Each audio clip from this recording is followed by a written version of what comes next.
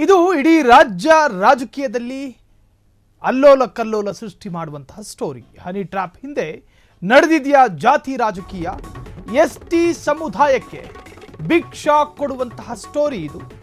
ST ಸಮುದಾಯದ ಶಾಸಕರು ಸಚಿವರೇ target ಆಗಿದ್ರು. ಅಂದು ಎಸ್ಟಿ ಸಮುದಾಯದ ರಮೇಶ್ ಜಾರಕಿಹೊಳಿ ಟ್ರ್ಯಾಪ್ ಆಗಿದ್ರು. ಇದೇ ಸಮುದಾಯದ ಸಚಿವ ನಾಗೇಂದ್ರ ಕೂಡ ಸಚಿವ ಸ್ಥಾನ ಕಳ್ಕೊಂಡ್ರು. ಇಂದು ಸಹಕಾರ ಸಚಿವ ರಾಜಣ್ಣಗೂ ಕೂಡ ಹನಿ ಟ್ರ್ಯಾಪ್ ಆಗಿದೆ. ಮತ್ತೊಬ್ಬ ಎಸ್ಟಿ ಸಮುದಾಯದ ಸಚಿವರಿಗೂ ಮಧು ಬಲೆ ಯತ್ನ. ಹಾಗಾದ್ರೆ ಜಾತಿ ಲೆಕ್ಕಾಚಾರದಲ್ಲಿ ಸಚಿವರುಗಳನ್ನ ಟಾರ್ಗೆಟ್ ಮಾಡಲಾಗ್ತಾ ಇದೆಯಾ? ಹಾಗಾದ್ರೆ ಏನಾಗ್ತಾ ಇದೆ? ಹನಿ ಟ್ರ್ಯಾಪ್ ಪ್ರಕರಣಕ್ಕೆ ಸಂಬಂಧಪಟ್ಟ ಹಾಗೆ ಎಸ್ಟಿ ಸಮುದಾಯದ ಸಚಿವರು ಮತ್ತು ಶಾಸಕರನ್ನ ಟಾರ್ಗೆಟ್ ಮಾಡಲಾಗ್ತಾ ಇದೆಯಾ?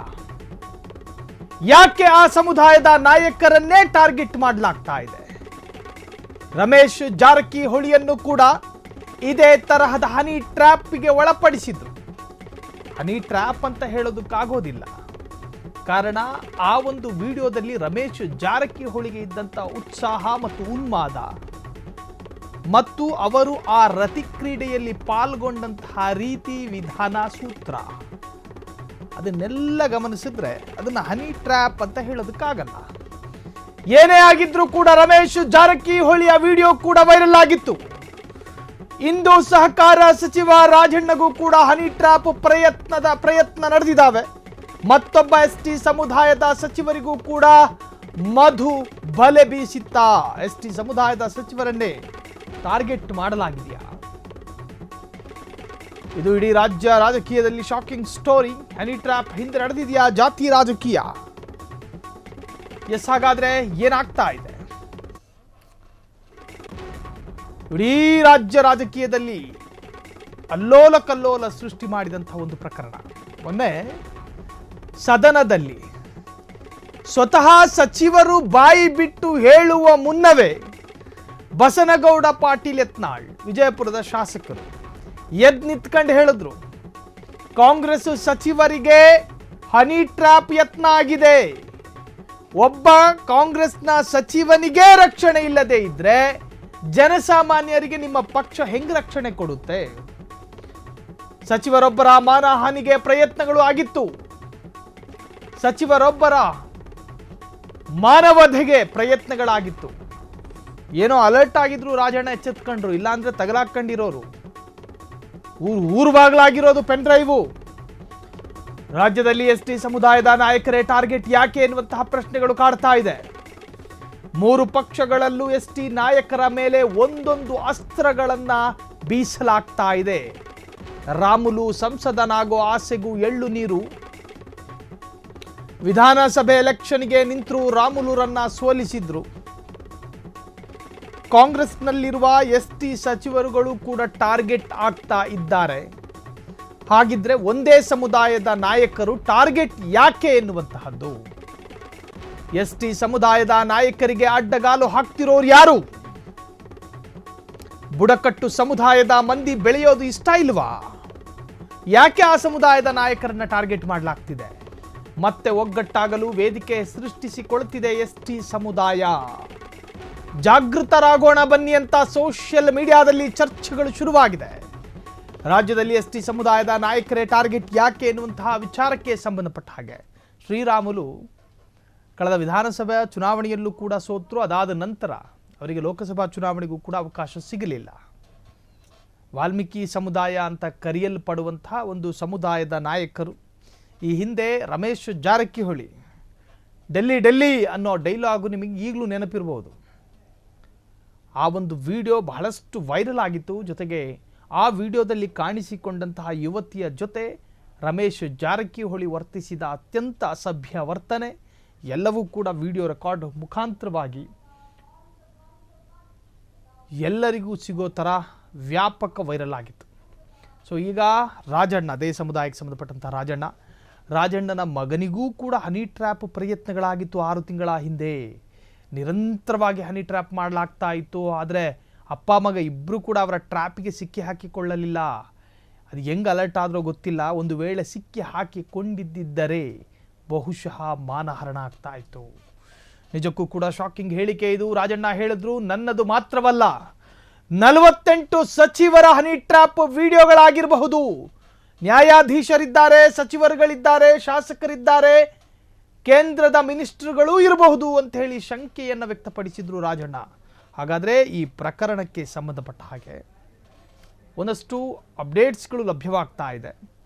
ಹಾಗಾದರೆ ಒಂದು ಸಮುದಾಯವನ್ನು ಟಾರ್ಗೆಟ್ ಮಾಡಲಾಯಿತಾ, ಒಂದು ಸಮುದಾಯವನ್ನು ಟಾರ್ಗೆಟ್ ಮಾಡಲಾಗಿತ್ತಾ ಎನ್ನುವಂಥದ್ದು.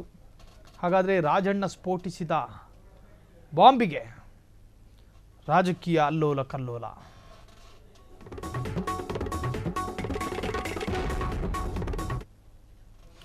ರಾಜ್ಯದಲ್ಲಿ ಮಾತ್ರವಲ್ಲದೆ ದೇಶದಲ್ಲೇ ಹಲ್ಚಲ್ ಸೃಷ್ಟಿ ಮಾಡಿದೆ.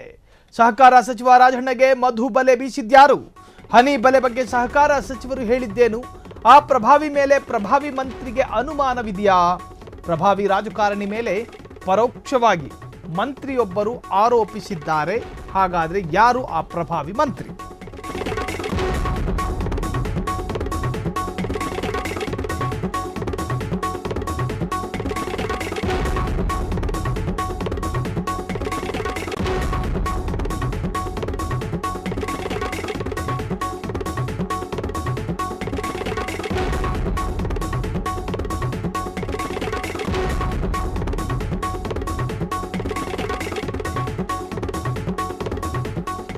ಪ್ರಭಾವಿ ಮಂತ್ರಿಯ ಕನಸಿನಲ್ಲೂ ಆ ನಾಯಕನೇ ಬರ್ತಾ ಇದ್ದಾರಂತೆ. ಸೂಚ್ಯವಾಗಿ ಮಧು ಬಲೆಯ ಮುನ್ಸೂಚನೆ ನೀಡಿದ ರಾಜಣ್ಣ ಪ್ರಕರಣ ರಾಜ್ಯದಲ್ಲಿ ಮಾತ್ರವಲ್ಲದೆ ದೇಶದಲ್ಲೇ ಮಧು ಬಲೆ ಚರ್ಚೆಗಳಾಗ್ತಾ ಇದೆ. ಸಹಕಾರ ಸಚಿವ ರಾಜಣ್ಣಗೆ ಮಧು ಬಲೆ ಬೀಸಿದ್ಯಾರು? ಹನಿ ಬಲೆ ಬಗ್ಗೆ ಸಹಕಾರ ಸಚಿವರು ಹೇಳಿದ್ದೇನು? ಆ ಪ್ರಭಾವಿ ಮೇಲೆ ಬೇರೆ ಪ್ರಭಾವಿ ಸಚಿವನ ಮೇಲೆ ಅನುಮಾನಗಳಿದೆಯಂತೆ. ಹಾಗಾದರೆ ಆ ಸಚಿವ ಯಾರು ಎನ್ನುವಂತಹದ್ದು ಈಗ ಬಹಳಷ್ಟು ಚರ್ಚೆಗೆ ಕಾರಣವಾಗಿರುವಂತಹದ್ದು. ರಾಜಣ್ಣರ ಅನುಮಾನಕ್ಕೆ ಪುಷ್ಟಿ ಕೊಟ್ಟಿದ್ದಾರ ಆ ನಾಯಕ? ಪ್ರಭಾವಿ ಮಂತ್ರಿಯ ಕನಸಿನಲ್ಲೂ ಕೂಡ ಆ ನಾಯಕನೇ ಬರ್ತಿದ್ದಾರಾ? ಸೂಚ್ಯವಾಗಿ ಮಧು ಬಲೆಯ ಮುನ್ಸೂಚನೆ ನೀಡಿದ ರಾಜಣ್ಣ ಪರೋಕ್ಷವಾಗಿ ಆ ನಾಯಕನ ಮೇಲೆ ರಾಜಣ್ಣ ಆರೋಪವನ್ನು ಮಾಡ್ತಾ ಇದ್ದಾರೆ. ಪರೋಕ್ಷವಾದ ಆರೋಪ ರಾಜಣ್ಣರಿಂದ ವ್ಯಕ್ತವಾಗ್ತಾ ಇದೆ. ಆ ಪ್ರಭಾವಿ ನಾಯಕನ ಮೇಲೆ ಬೊಟ್ಟು ಮಾಡಿದ KN ರಾಜಣ್ಣ.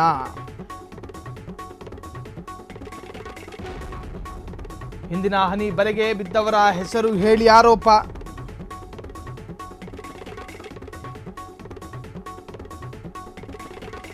ಈ ಹಿಂದೆ ಜಾರಕಿಹೊಳಿ ಪ್ರಜ್ವಲ್ ರೇವಣ್ಣಗೂ ಕೂಡ ಇದೇ ತರ ಮಾಡಿದ್ರು. ಬೇರೆಯವರ ಘಟನೆ ಪ್ರಸ್ತಾಪಿಸಿ ರಾಜಣ್ಣ ಪರೋಕ್ಷವಾದ ಆರೋಪವನ್ನು ಮಾಡಿದ್ದಾರೆ. ಈ ಹಿಂದಿನ ಹನಿ ಟ್ರ್ಯಾಪ್ ಪ್ರಸ್ತಾಪಿಸಿ ರಾಜಣ್ಣ ಹೇಳಿಕೆ.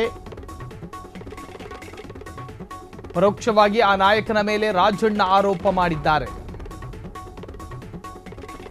ಪ್ರಭಾವಿ ನಾಯಕನ ಮೇಲೆ ಬೊಟ್ಟು ಮಾಡಿದ KN ರಾಜಣ್ಣ ಈ ಹಿಂದಿನ ಹನಿ ಕಹಾನಿ ಪ್ರಸ್ತಾಪಿಸಿ ರಾಜಣ್ಣ ಹೇಳಿಕೆಯನ್ನು ಕೊಟ್ಟಿರುವಂತಹ ಪರೋಕ್ಷವಾಗಿ ಆ ನಾಯಕನ ಮೇಲೆ ರಾಜಣ್ಣ ಆರೋಪವನ್ನು ಮಾಡಿರುವಂತಹದ್ದು. ಈ ಹಿಂದೆ ಜಾರಕಿಹೊಳಿ ಪ್ರಕರಣ ಆಯಿತು, ಪ್ರಜ್ವಲ್ ರೇವಣ್ಣ ಪ್ರಕರಣ ಆಯಿತು. ಪ್ರಜ್ವಲ್ ರೇವಣ್ಣ ಟ್ರ್ಯಾಪ್ ಮಾಡಿಸಿದ್ರು ಎನ್ನುವಂತಹದ್ದು. ಟ್ರ್ಯಾಪ್ ಏನ್ರಿ? ಪ್ರಜ್ವಲ್ ರೇವಣ್ಣರನ್ನ ಹನಿ ಟ್ರ್ಯಾಪ್ ಮಾಡಲಾಯಿತು. ಕಣ್ಣಿಲ್ದಲೇ ಇರೋನು, ಕಿವಿ ಇಲ್ದಲೇ ಇರೋನು ನಂಬೋದಿಲ್ಲ. ಪ್ರಜ್ವಲ್ ರೇವಣ್ಣರಿಗೆ ಸಂಬಂಧಪಟ್ಟಂತ ವಿಚಾರದಲ್ಲಿ ಯಾರೂ ಕೂಡ ಹನಿ ಟ್ರಾಪು ಅಂತ ಯೋಚಿಸೋದಿಲ್ಲ. ಅದು ಹೆಣ್ಣು ಮಕ್ಕಳ ಜೊತೆ ತೋರಿದಂತಹ ಅತ್ಯಂತ ಭಯಾನಕ ಲೈಂಗಿಕ ದೌರ್ಜನ್ಯ ಅದು. ಸೊ ಅದನ್ನೆಲ್ಲ ರಾಜಣ್ಣ ಪ್ರಸ್ತಾಪಿಸಿದಾರಂತೆ. ಸೊ ಅದರಂತೆಯೇ ರಾಜಣ್ಣರಿಗೂ ಕೂಡ ಹನಿ ಟ್ರ್ಯಾಪ್ ಗಾಳವನ್ನು ಹಾಕಲಾಗಿತ್ತು ಎನ್ನುವಂಥ ಅನುಮಾನಗಳನ್ನು ವ್ಯಕ್ತಪಡಿಸಿದ್ದಾರೆ KN ರಾಜಣ್ಣ.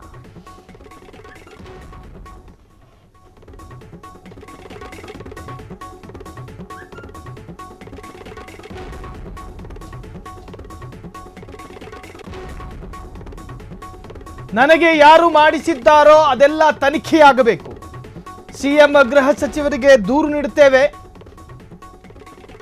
ಈಗಾಗಲೇ ಅವರನ್ನ ಭೇಟಿ ಮಾಡಲು ಹೋಗಿದ್ದೆ, ಆಗಲಿಲ್ಲ. ಮತ್ತೊಮ್ಮೆ ಗೃಹ ಸಚಿವರನ್ನ ಭೇಟಿಯಾಗಿ ದೂರು ಕೊಡ್ತೇನೆ. ಈ ಬಗ್ಗೆ ಸಮಗ್ರ ತನಿಖೆ ಆದ್ರೆ ಎಲ್ಲವೂ ಹೊರಬರಲಿ. ತುಮಕೂರಿನಲ್ಲಿ ಸಚಿವ ಕೆ.ಎನ್. ರಾಜಣ್ಣ ಹೇಳಿಕೆ, ದೂರು ಕೊಡೋದಕ್ಕೆ ಇಷ್ಟೊತ್ತು ಯಾಕೆ ಮಾಡ್ತಿದ್ದೀರಿ? ಘಟನೆ ನಡೆದು 3 ದಿನ ಆಯಿತು. ಜಾರಕಿಹೊಳಿ ಪ್ರಜ್ವಲ್ ರೇವಣ್ಣನ ಟ್ರ್ಯಾಪ್ ಮಾಡಿಸಿದ್ರು. ನನಗೆ ಯಾರು ಮಾಡಿಸಿದ್ದಾರೋ ಅದೆಲ್ಲ ತನಿಖೆ ಆಗಬೇಕು. ನೀವು ನಿಮ್ಮ ಕತೆ ಮಾತಾಡಿ ಸ್ವಾಮಿ. ಪ್ರಜ್ವಲ್ ರೇವಣ್ಣ, ರಮೇಶ್ ಜಾರಕಿಹೊಳಿ ಅವರನ್ನ ಟ್ರ್ಯಾಪ್ ಮಾಡಲಾಗಿತ್ತ? ಪ್ರಾಣಿಗಳಿಗಿಂತಲೂ ಕಡೆಯಾಗಿ ಲೈಂಗಿಕ ದೌರ್ಜನ್ಯ ತೋರಿದ್ರವರುಗಳು. ಪ್ರಜ್ವಲ್ ರೇವಣ್ಣ, ರಮೇಶ್ ಜಾರಕಿಹೊಳಿ ಇಬ್ಬರನ್ನು ಕೂಡ ಹನಿ ಟ್ರ್ಯಾಪ್ ಮಾಡಲಾಗಿತ್ತು ಅಂತ ಏನಾದರೂ ರಾಜಣ್ಣ ಹೇಳಿಕೆಯನ್ನ ಕೊಟ್ರೆ ನಿಜಕ್ಕೂ ಕೂಡ ಅತ್ಯಂತ ಆಭಾಸದ ಸ್ಟೇಟ್ಮೆಂಟ್ ಅದು.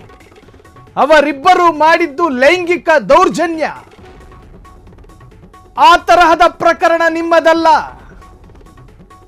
ಆ ತರಹದ ಪ್ರಕರಣ ಅಲ್ವೇ ಅಲ್ಲ ರಾಜಣ್ಣಂದು. ತಾಯಿ ವಯಸ್ಸಿಗಿಂತಲೂ ದೊಡ್ಡ ವಯಸ್ಸಿನವರನ್ನ ಬೇರೆ ಬೇರೆ ಭಂಗಿಯಲ್ಲಿ ನಿಂತು ನೋಡಿ ಸುಖಪಟ್ಟ ಪ್ರಜ್ವಲ, ಅದನ್ನ ಹನಿ ಟ್ರಾಪ್ ಅಂತ ಕರೀತೀರಿ ಅಲ್ವೇ ಅಲ್ಲ. ಪ್ರಜ್ವಲ್ ರೇವಣ್ಣರ ಪ್ರಕರಣಕ್ಕೂ ರಾಜಣ್ಣನ ಪ್ರಕರಣಕ್ಕೂ ಸೂರ್ಯ ಚಂದ್ರನಷ್ಟು ವ್ಯತ್ಯಾಸಗಳಿದ್ದಾವೆ. ಹಾಗಾಗಿ ರಾಜಣ್ಣ ಏನೋ ಮಾತನಾಡೋದಕ್ಕೋಗಿ ಇನ್ನೇನೋ ಹೇಳೋದಲ್ಲ. ಪ್ರಜ್ವಲ್ ರೇವಣ್ಣರದ್ದು ಅಕ್ಷಮ್ಯ ಅಕ್ಷಮ್ಯ ಅಕ್ಷಮ್ಯ ಅಪರಾಧದ ಕೃತ್ಯ, ಅಪರಾಧದ ಕೃತ್ಯ. ಕಸ ಗುಡಿಸೋರ್ನು ಬಿಟ್ಲಿಲ್ಲ. ಎಲ್ಲ ವರ್ಗದ ಮಹಿಳೆಯರನ್ನು ಕೂಡ ನಾನಾ ಭಂಗಿಯಲ್ಲಿ ನಿಲ್ಲಿಸಿ ಸುಖ ಪಡೆದುಕೊಂಡ ಪ್ರಜ್ವಲ್ ರೇವಣ್ಣ. ರಾಜಣ್ಣನ ಪ್ರಕರಣದಲ್ಲಿ ಪ್ರಜ್ವಲ್ ರೇವಣ್ಣರ ಏನು ಪ್ರಕರಣವನ್ನ ತಾಳೆ ಹಾಕಿ ನೋಡುವಂತಹದ್ದು ನಿಜಕ್ಕೂ ಕೂಡ ಅದು ಪ್ರಬುದ್ಧವಾದಂತಹ ವಿಚಾರ ಅಲ್ವೇ ಅಲ್ಲ. ಇದು ರಾಜಣ್ಣರಿಗೆ ಸಂಬಂಧಪಟ್ಟಂತ ಒಂದಷ್ಟು ಅಪ್ಡೇಟ್ಸ್ಗಳು.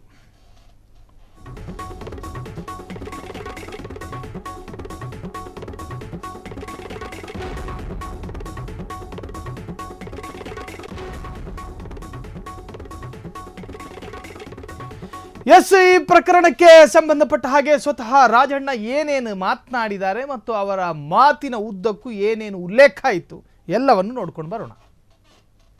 ಒಂದು ಸ್ಟೇಟ್ಮೆಂಟ್ ಮಾಡಿದೆ, ಆ ಸ್ಟೇಟ್ಮೆಂಟ್ಗೂ ಕೂಡ ಬದ್ಧ ಇದ್ದೇನೆ.